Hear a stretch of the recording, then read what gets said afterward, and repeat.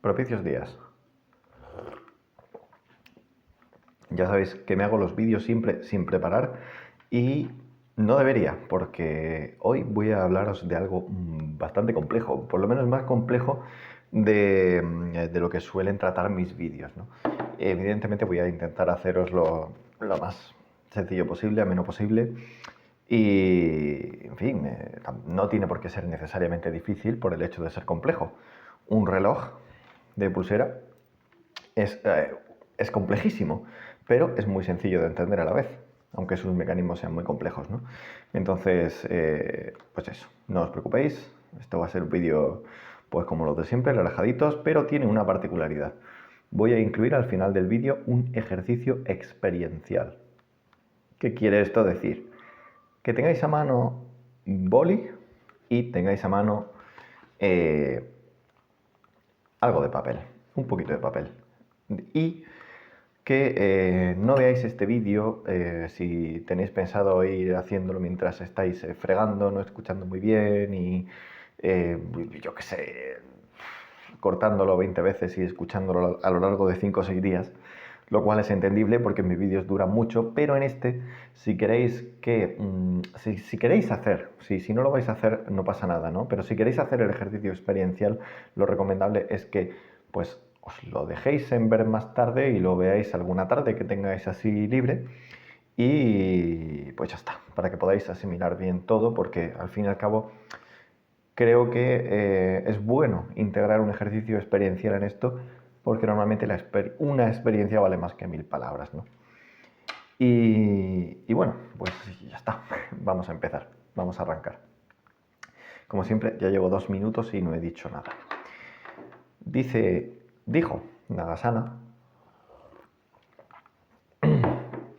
cuando les preguntó a sus discípulos si la llama de una vela era la misma o era diferente.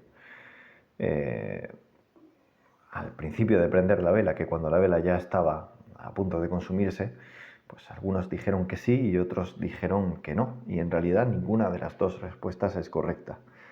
El caso con la llama de una vela es que siempre es distinta, pero nunca es otra.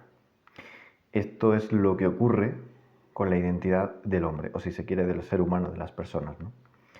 Esto es verdad que lo dijo Buda en contraposición a lo que se venía hablando por un lado, las religiones abrahámicas, como puede ser el concepto de alma, como también en sus tradiciones, en las tradiciones que había en esa época en la India, ¿no? Que el concepto de alma sería traducible culturalmente al concepto de Atman. ¿Y qué planteó? Planteó un no yo, una no esencia, que el concepto como tal sería Anatman. Por supuesto, Buda no fue el único. Esto paralelamente ya se hablaba. En Grecia, por ejemplo, Heráclito y demás, pues ya sabéis, de ahí viene la frase de que nadie se baña 2 veces en un mismo río, ¿no? Es la misma teoría, solo que expresada de forma distinta. De todas formas, yo ahora os voy a hablar de lo mío, que es la psicología. Porque cómo se forma el yo, cómo se construye el yo. ¿Qué es el yo? El yo, como tal, es un concepto verbal. Y como tal, como ocurre con todos los conceptos verbales, es arbitrario. Es tan arbitrario como decir lo bueno, lo malo, lo bonito, ¿no? La belleza. Es arbitrario, es decir, nosotros le dotamos de significado, pero no hay una inherencia. ¿Cómo se construye esto?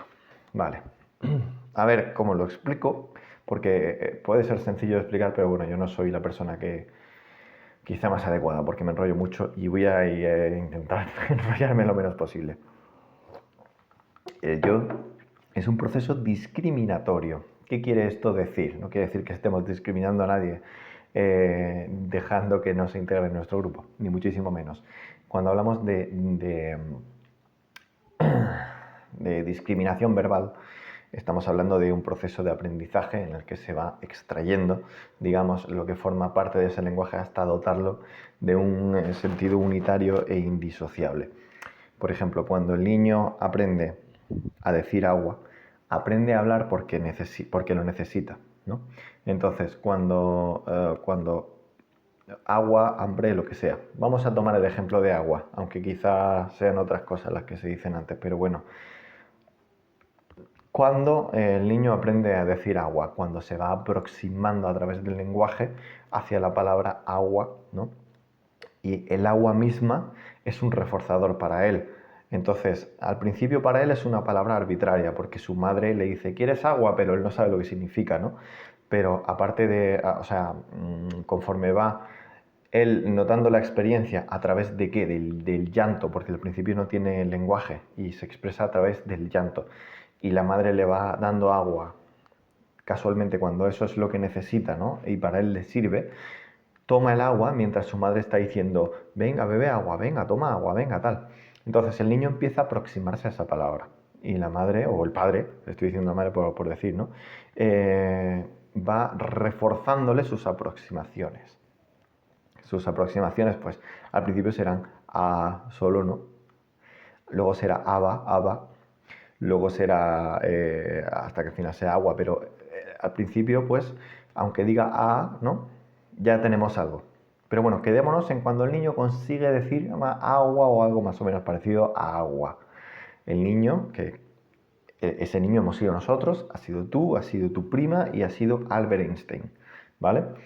Entonces, cuando el niño dice agua, ¿qué está diciendo en realidad? Está diciendo yo quiero agua. Lo que pasa es que no tiene el bagaje verbal suficiente para construir una frase como esa. Empieza con una sola palabra, pero en esa sola palabra que es agua está implícito el yo quiero agua, ¿vale?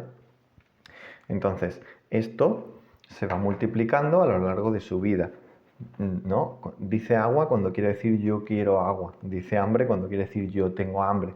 Dice, no sé, pelota cuando dice yo quiero la pelota o dame la pelota. Todas estas cosas, ¿no? Se van reforzando a través de qué? De obtener el reforzador. Que puede ser la pelota, puede ser comida, puede ser agua, puede ser lo que sea, a lo que el niño se esté refiriendo. Lo importante es que en esa palabra, en esa unidad, está implícito un yo quiero, yo tengo, yo necesito y todas esas cosas, ¿no? Estas cosas que están implícitas luego van a ir apareciendo. Porque conforme las demandas del niño se hacen más complejas, entonces para los padres o las personas que le vayan a proporcionar esos reforzadores, van a necesitar que el niño, o sea, hay una necesidad mutua. Por un lado la necesidad del niño de comunicarse, por el otro lado la necesidad de los padres de entender al niño, para que pueda haber una satisfacción de las necesidades del niño, ¿no? Cuando estas necesidades cada vez son más complejas, ¿no? Porque al principio el niño básicamente quiere dormir y quiere comer y beber, que es lo mismo, ¿no? Que es tomar leche. Son esas dos cosas. Luego ya entra el juego. Entra, pues, no solo comer, sino algo dulce o algo salado. ¿Entendéis, no? Se va complejizando el abanico de necesidades del niño y, por tanto, las palabras empiezan a ser insuficientes como cuando se presentan como unidad y deben ir acompañadas de un verbo, ¿no? Entonces, el niño, pues, empieza a incluir las palabras de tengo sueño, de tengo, de quiero agua, tal. Vale. Aquí es cuando la cosa se empieza a complicar, pero a la vez empieza a volverse bonita y empieza a construirse algo que el niño todavía no sabe que va a aprender, que es el concepto de yo. Imaginaos que el niño ha aprendido, porque los padres le han reforzado, a decir quiero agua, quiero comida, quiero pasear, quiero, yo qué sé, quiero Coca-Cola. Muchas cosas, pero si os dais cuenta, todas están teniendo el verbo quiero, que en el verbo quiero está implícito el yo quiero, porque es el niño el que quiere, ¿vale? Si tenemos aquí imaginaos como un esquema, ¿no? Vamos a poner esto aquí. yo quiero, yo quiero, ¿no? Y tenemos aquí, pues, agua, comida, pasear, jugar. Al final, el niño, a base de utilizar estas fórmulas, es capaz de discriminar esto de esto. Y aquí es cuando aprende el qué es querer, ¿no? En base a lo que él siente que necesita, cómo socialmente se le refuerza que lo exprese y cómo obtiene el reforzador, obtiene lo que necesita. Entonces el niño es capaz de discriminar esto. Yo quiero. Ahora bien, esto tiene dos elementos, todavía no es indisociable, ¿verdad? Por un lado está el concepto de yo y por otro lado está el concepto de quiero. Pues imaginaos como el abanico de las necesidades del niño cada vez es más amplio. ¿Qué ocurre? Que empieza a haber otros verbos y pasa exactamente lo mismo, ¿no?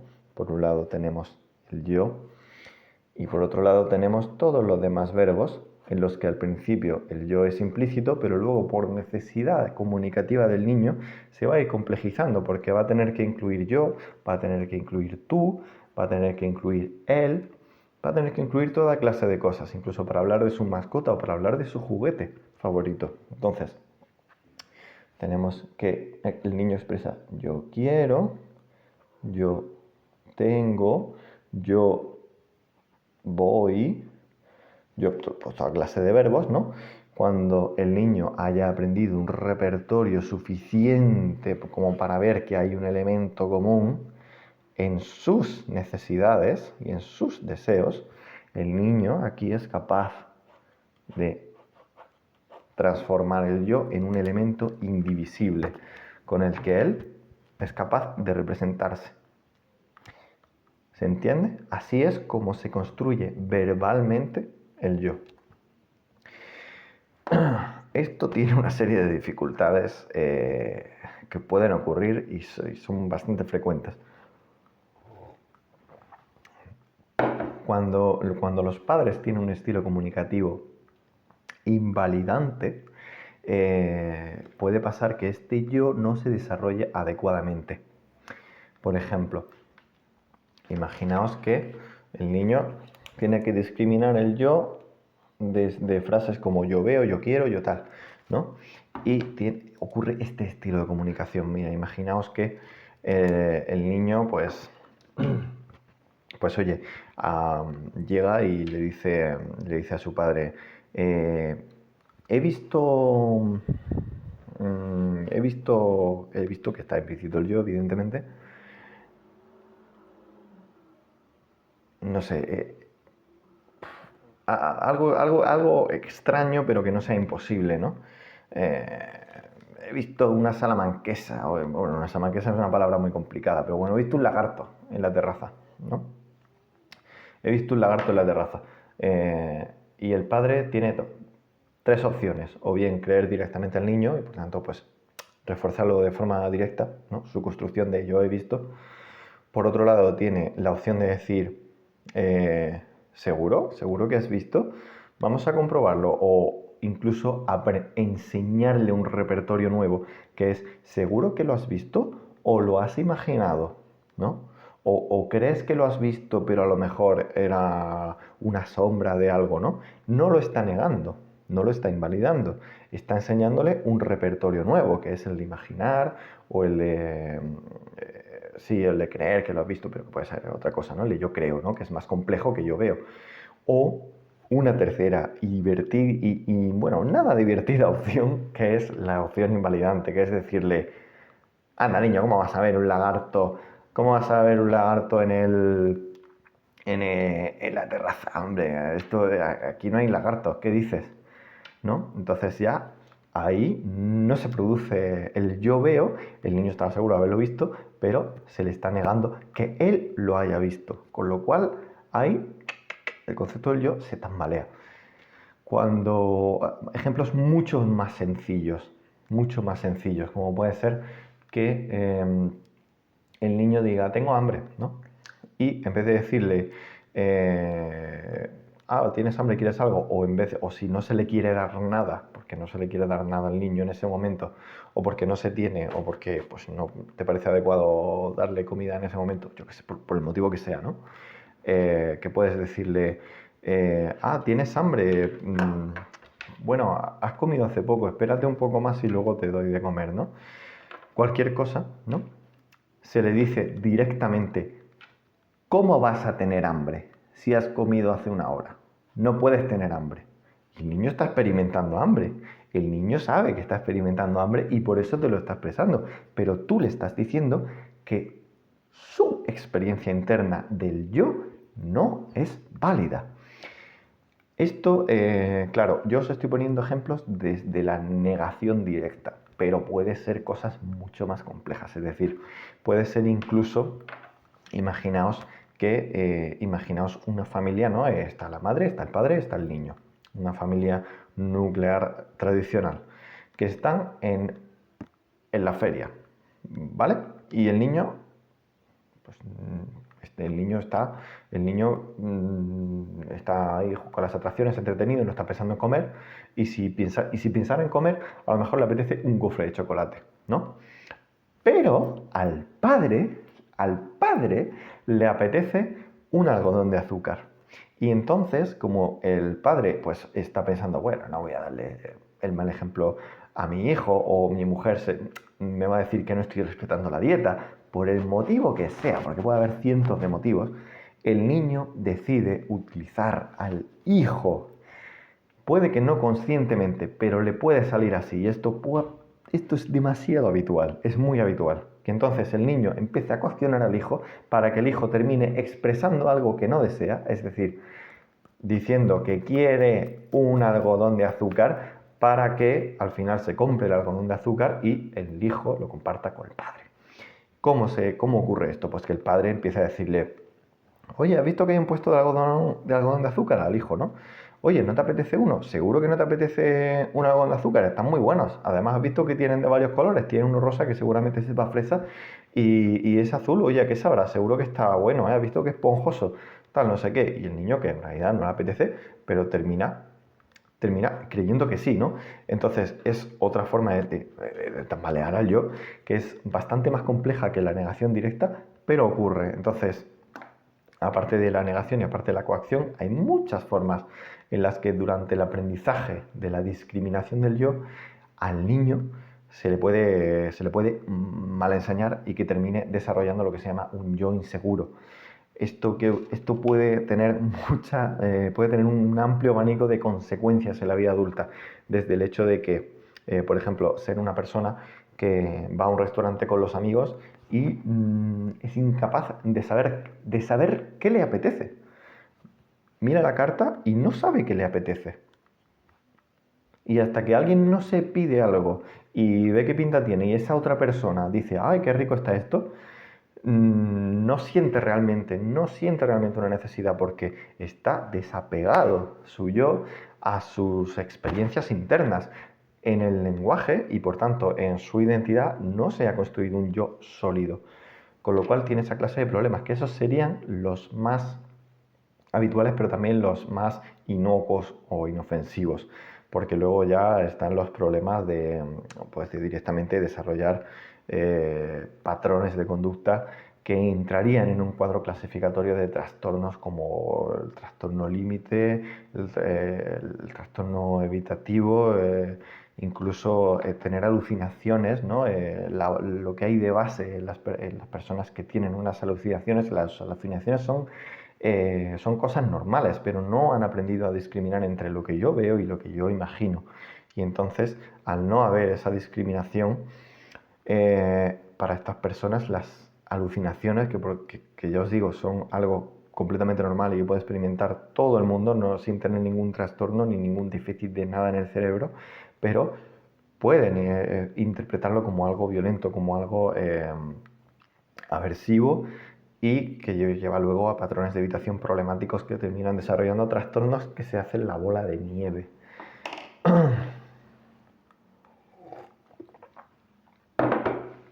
Bueno, vale, seguimos. Me diréis, me diréis, vale, pero tú estás hablando del yo como concepto lingüístico que se fusiona, ¿no? Se fusiona a la identidad y tal, pero esto pues no es lo mismo de lo que hablaba el Buda cuando se refiere al no yo, y el no yo no quiere, no, entonces no lo estás planteando como algo negativo para la persona, tal, bla, bla, bla, ¿no? Vale, es que estoy hablando del yo como lenguaje y sus implicaciones, como palabra verbal, como concepto verbal, pero el yo como experiencia, en realidad, aunque o sea, nosotros lo podemos limitar a través del lenguaje, pero el yo como experiencia es mucho más líquido de lo que os pensáis. Y a ver cómo explico esto de forma sencilla que se entienda. Mirad, evidentemente si tú estás sentado en una mesa con otra persona y no hay absolutamente nada más a vuestro alrededor, está claro que el yo acaba donde acaba vuestro cuerpo, ¿no? El yo acaba donde acaba vuestro cuerpo, el yo acaba donde la experiencia del yo acaba donde acaba vuestra voz y la experiencia del yo termina donde empieza el cuerpo de la otra persona, donde empieza la voz de la otra persona, el turno de palabra de la otra persona. En ese sentido, está claro que la experiencia del yo en ese momento es lo que tradicionalmente se entiende por el yo, por la identidad, ¿no? Pero luego imagínate que vas en un coche por la autovía, ¿no? Y vas pendiente de que si adelantas al camión, de que, a ver, que se te está pegando mucho, pero tú no piensas en esos individuos como personas que van al volante, sino que los estás entendiendo como la persona y su vehículo. Y tú a ti mismo te entiendes como tú y tu vehículo, y tu volante y tu freno y la velocidad que estás llevando, de si es a 80 o de si vas a 100. Es decir, tu concepto de identidad se está volviendo permeable y estás entendiendo como el yo a ti y a tu vehículo. ¿Vale? ¿Y esto qué quiere decir? Que el sentimiento de identidad, la experiencia del yo, es completamente dependiente del contexto. Imagínate que vas a, que yo que sé, que haces una excursión, ¿no? Y llevas mucho tiempo sin estar en contacto con la naturaleza. Entonces tu sentido de identidad como ser humano que eres se puede extender a la naturaleza, a los pájaros que veas, que en principio puede parecerte que no, pero imagínate que estás muy metido en esa naturaleza, no te estás ni dando cuenta de que te estás sintiendo fusionado a ese sentimiento de naturaleza y de pronto aparece un avión, ¿no? Muy cerca de la montaña que hace un ruidazo y se ve como todo lo metálico te genera reflejos que te molestan. Entonces tú eres lo natural y lo natural fusionado con la montaña, con los animales, con el bosque, ¿no? Y luego está la otredad, que sería esa tecnología que te está molestando, que te está generando ruido. Entonces la otredad la estás percibiendo como ese avión y luego tu sentido identitario lo estás dejando que sea permeable y que sea líquido y que impregne a toda la montaña, ¿no? Eh, otro ejemplo, imagínate que estás en un tour de algo y has ido con tu familia o con tu pareja, ¿no? Entonces tú y tu sentido de identidad se fusiona con tu pareja o con tu familia, ¿no? Sois un núcleo unitario y en ese sentido la experiencia del yo no difiere de la tuya individual, sino que estáis siendo vosotros en un contexto donde a lo mejor hay pues otra familia aquí, otra familia aquí, otra familia aquí, que vais en una excursión con un guía, ¿no? Y cada uno está pues a lo suyo, porque estos son ingleses, estos son franceses, vosotros sois los que os conocéis y estáis hablando entre ellos, y luego hay otras familias que, aunque sean también españolas, están hablando a lo suyo, ¿vale? Otro ejemplo donde el yo impregnaría a muchas más personas, imaginaos que vais una causa en la que creéis vosotros mucho, mucho, mucho, y vais a una manifestación y estáis con pancartas y estáis haciendo ruidos y gritando eslóganes y sois 200.000 personas en las calles que estáis marchando y estáis repitiendo los eslóganes. Y los dos lados de la acera hay otra gente que os está mirando raro, os está mirando pues, o directamente no está de acuerdo, entonces esos son la otra edad y todas esas 200.000 personas son las que están impregnadas de concepto de identidad en ese momento. Entonces, como estamos viendo, el yo como experiencia, no como lenguaje limitado, decir yo quiero esto, yo hago lo otro, sino experiencia identitaria es muy impermeable, muy permeable, es líquido, totalmente líquido. En ese sentido, cabe preguntarse cuál es la esencia. Cabe preguntarse, ¿existe un yo? ¿Realmente el yo existe o es simplemente algo inventado a través del lenguaje, no inventado en el sentido de que, en el sentido conspiranoico, sino inventado a través del lenguaje de manera, algo que ocurre de manera natural, ¿no? Pero inventado, al fin y al cabo, lo que se dice arbitrario.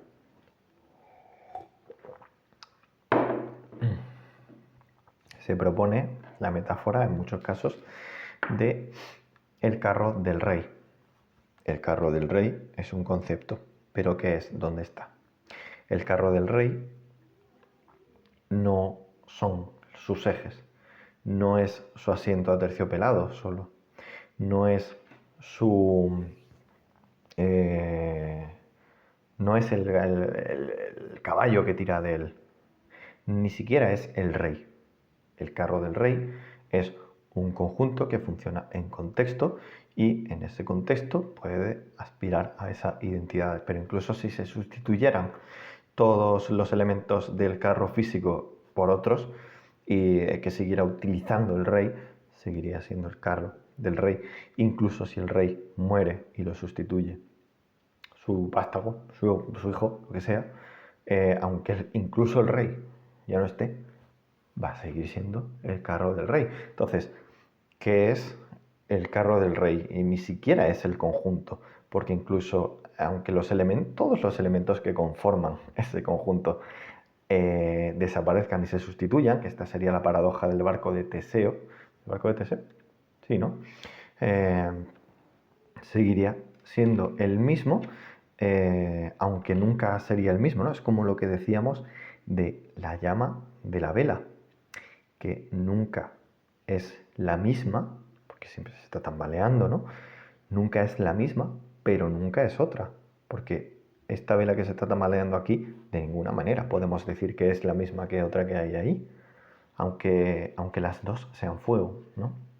Con el hombre pasa, y entiéndase, cuando digo el hombre me refiero al ser humano, o sea, al hombre y la mujer, pasa lo mismo que con el carro del rey, ¿no? ¿Quién eres tú? ¿Eres tu carne? ¿Eres tus impresiones? ¿Qué pasa si de pronto te quedas ciego? ¿Dejas de ser tú?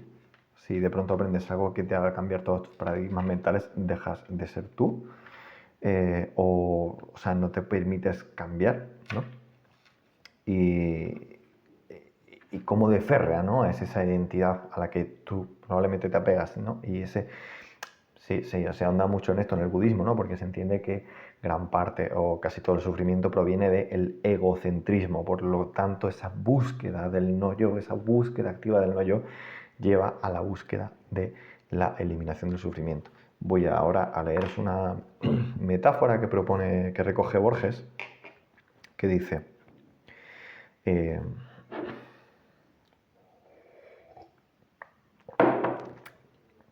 quien asiste a una danza o a una representación teatral acaba por identificarse con los bailarines o con los actores. Lo mismo le sucede a cada uno con sus pensamientos y acciones. Desde el nacimiento hasta la muerte, estamos continuamente vigilando a alguien y compartiendo sus estados físicos y mentales. Esa íntima convivencia crea en nosotros la ilusión de que somos ese alguien. Esto es para reflexionarlo, si queréis echar un poquito para atrás y la volvéis a oír. No os estoy llamando tontos, por Dios, es que está expresada de forma sencilla, pero encierra mucha profundidad, ¿no? Para ayudaros a asimilar lo que quiere decir esto, entonces vamos a hacer el ejercicio experiencial, ¿vale? Porque la conclusión que se saca de ese ejercicio experiencial es muy parecido a lo que Borges nos está diciendo con esa metáfora. Entonces, vamos a empezar tomando una hoja cualquiera, no tiene que ser un tamaño folio, puede ser una hojita como esta, ¿no? Y la vamos a dividir en cuatro trozos que no tienen que ser perfectos, ¿no? En esos 4 papelitos quiero que escribáis cosas que vosotros consideréis parte de vuestra identidad, cosas que normalmente os definen. Y quiero que sean 2 positivas, una negativa y una neutra. Os voy a decir como ejemplo las que he puesto yo, ¿no? 2 cosas positivas. Pues me considero una persona amable, ¿no? Y pues que es como un rasgo, ¿no? Es como un rasgo con el que yo me puedo llegar a definir. Y me considero también un lector asiduo, lo cual esto no sería un rasgo, sino que sería pues un hábito que forma parte de mi rutina, de mis deseos y por tanto pues también de mí, ¿no? Esos serían en fin, dos cosas que yo valoro como positivas. Luego algo que valore como negativo, que soy muy tímido.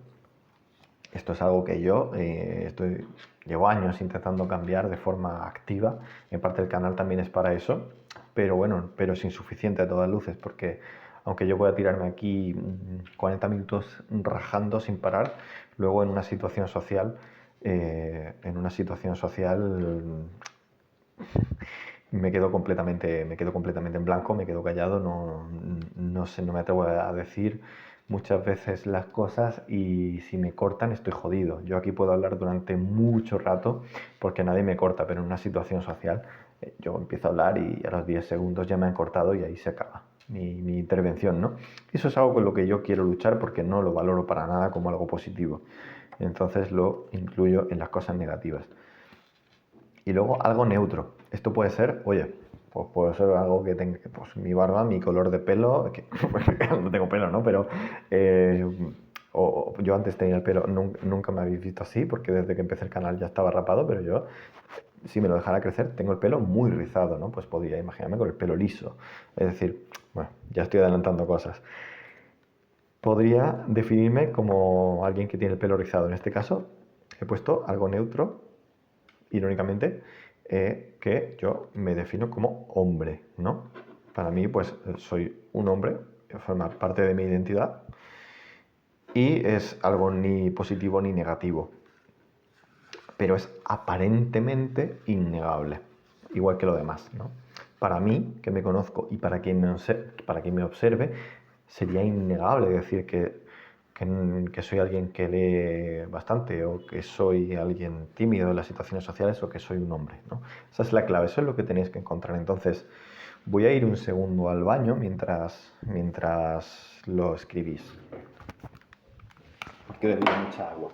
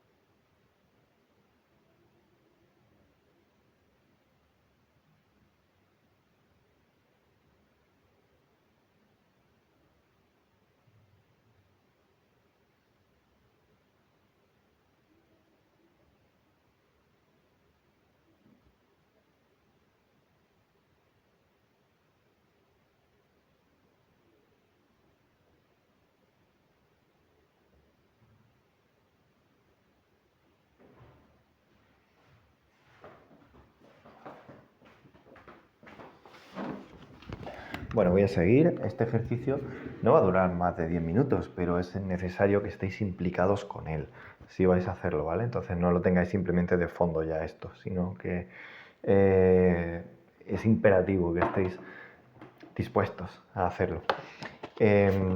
Si no habéis terminado de escribir vuestros 4 rasgos, os recuerdo 2 positivos, 1 negativo y 1 neutro, pues simplemente pausad el vídeo y tomad vuestro tiempo.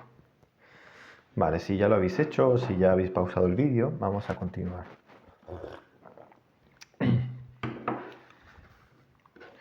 Os voy a pedir un breve momento de relajación que yo os voy a guiar y luego voy a pedir que cerréis los ojos y es que esto, ahora, antes de empezar el ejercicio, si os dais cuenta, las palabras no las pongáis de forma que las veáis, sino que las barajéis un poquito, ¿no?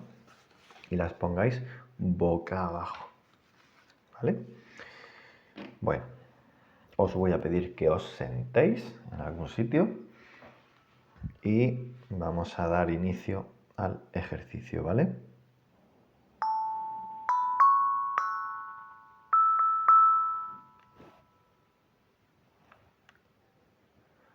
Vamos a dedicar unos momentos a respirar con la barriga en vez de con el pecho. Si es necesario, vais a colocar una mano en el pecho y otra mano abajo en la barriga. Y vais a respirar de manera que solo se os mueva la mano de abajo.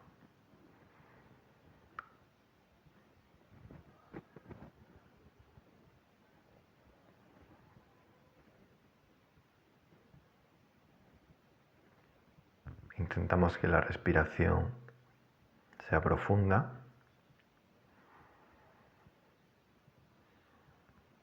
sin prisa, no tenemos prisa.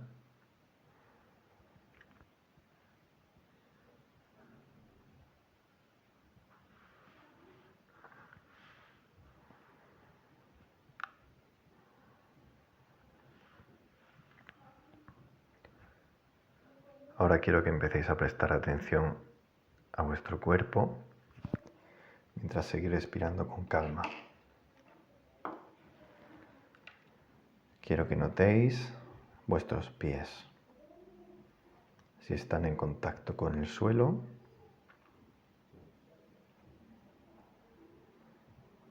En el caso de que llevéis calcetines o algún calzado, que os permitáis notar esa presión. Y en el caso de que vayáis descalzos, pues notad el frío del suelo o el aire que puede estar sintiendo vuestra piel.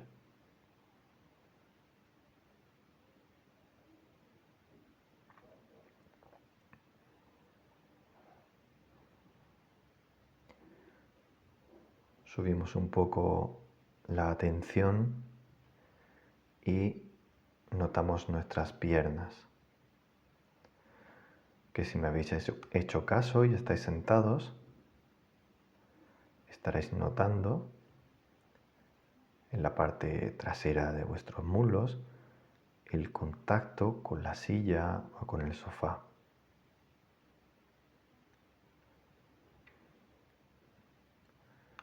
Y sin duda vuestra piel sabrá si la superficie en la que estáis es lo suficientemente blanda o rígida.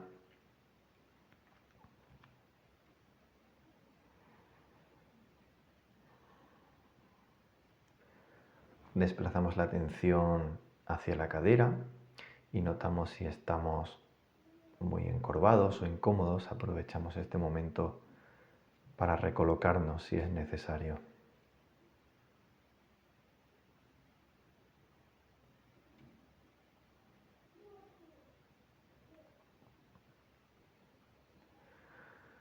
Llevamos la atención a la espalda y notamos cuánta superficie de nuestra espalda está en contacto con el respaldo del sofá, de la silla, de donde sea que estamos. ¿En qué momento nuestra espalda ya está sin apoyarse en nada?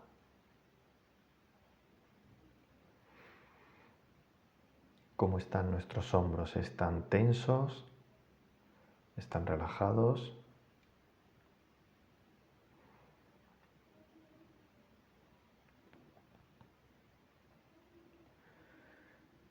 Y ahora vamos a levantar la primera de las tarjetas. Sea lo que sea lo que pone ahí en esa tarjeta, vas a cerrar los ojos y a visualizarte siendo justo lo contrario. Puede ser en una conversación o en cualquier tipo de situación, pero es importante que te visualices siendo justo lo contrario de lo que pone en esa primera tarjeta. Para eso cerramos los ojos y ahora que somos conscientes de nuestro cuerpo, empezamos a visualizarnos durante un minuto.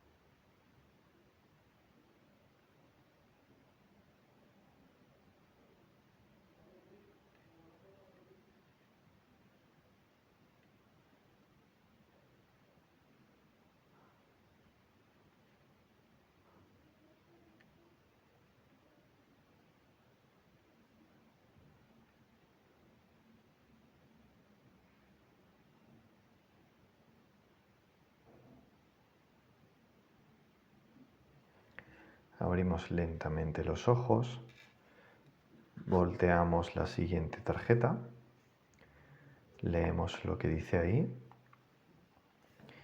y nos imaginamos en alguna situación en la que estamos siendo justo lo contrario de lo que pone ahí. Cerramos los ojos y lo imaginamos.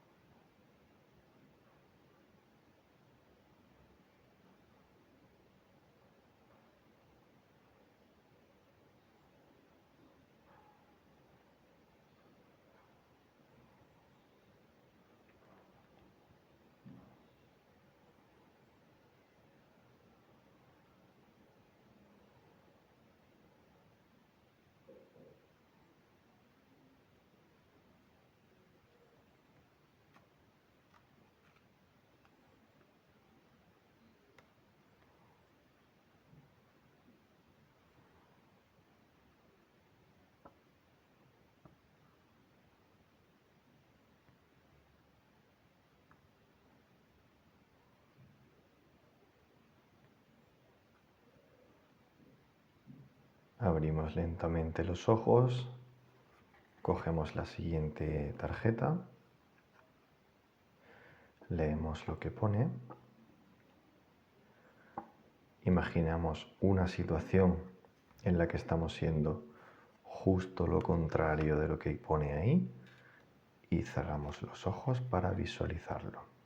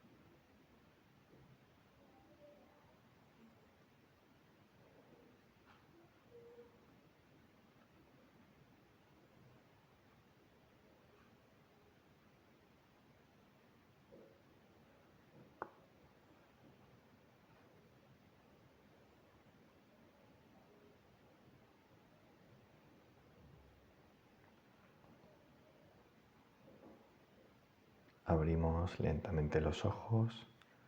Vamos a voltear la última tarjeta. Leemos lo que pone.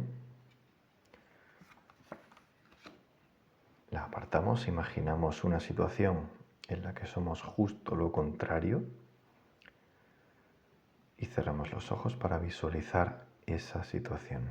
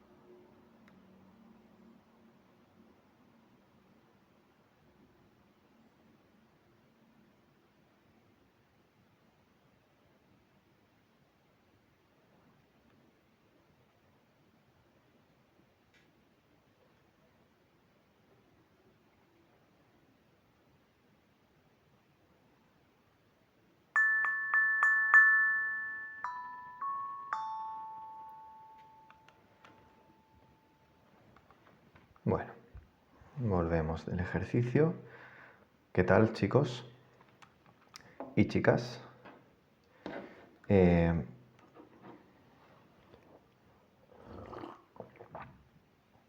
Si lo habéis hecho bien, os habéis relajado al principio y habéis conseguido adentraros realmente en el ejercicio de forma implicada, habréis seguramente podido imaginar todos vuestros opuestos. Evidentemente hay cosas que son más difíciles que otras.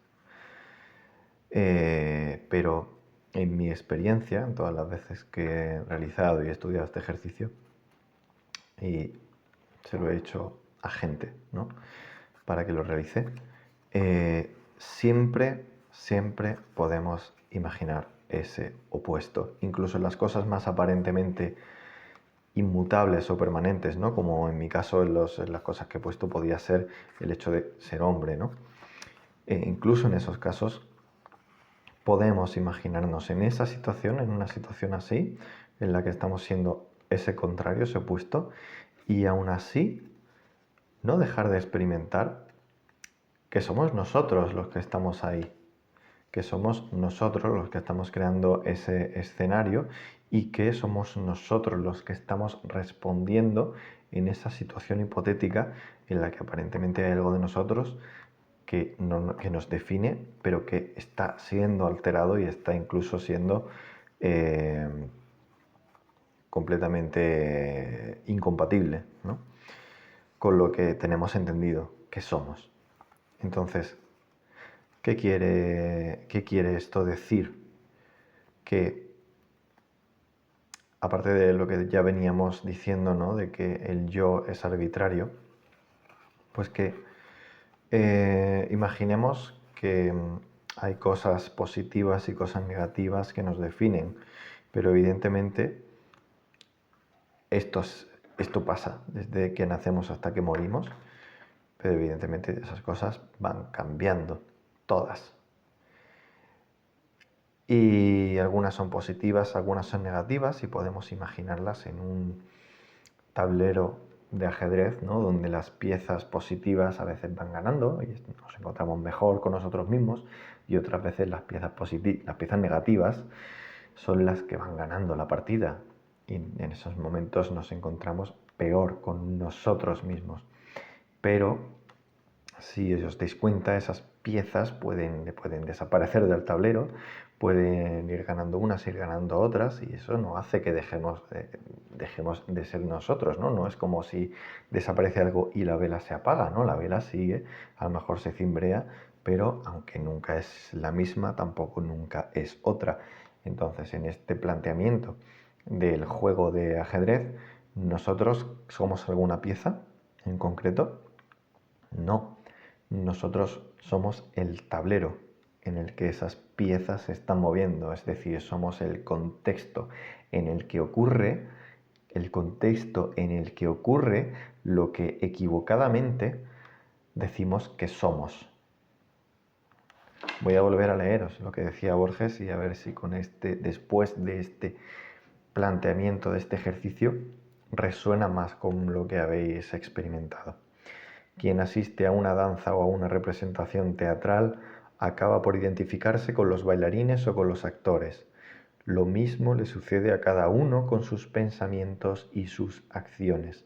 Desde el nacimiento hasta la muerte estamos continuamente vigilando a alguien y compartiendo sus estados físicos y mentales. Esta íntima convivencia crea en nosotros la ilusión de que somos ese alguien. Bueno, yo creo que ya el vídeo lo voy a dejar aquí porque no quiero pontificar más al respecto de nada, ¿no? Simplemente quería daros material para reflexión y bueno, es que es un tema no solo filosóficamente, sino que está a la base de muchos malestares en nuestra sociedad, ¿no? Así que voy a cortar el vídeo ya, también porque llevo casi una hora cascando y ya está bien. Así que, ¿qué queréis que desarrolle cualquier cosa más? Me lo dejáis en los comentarios.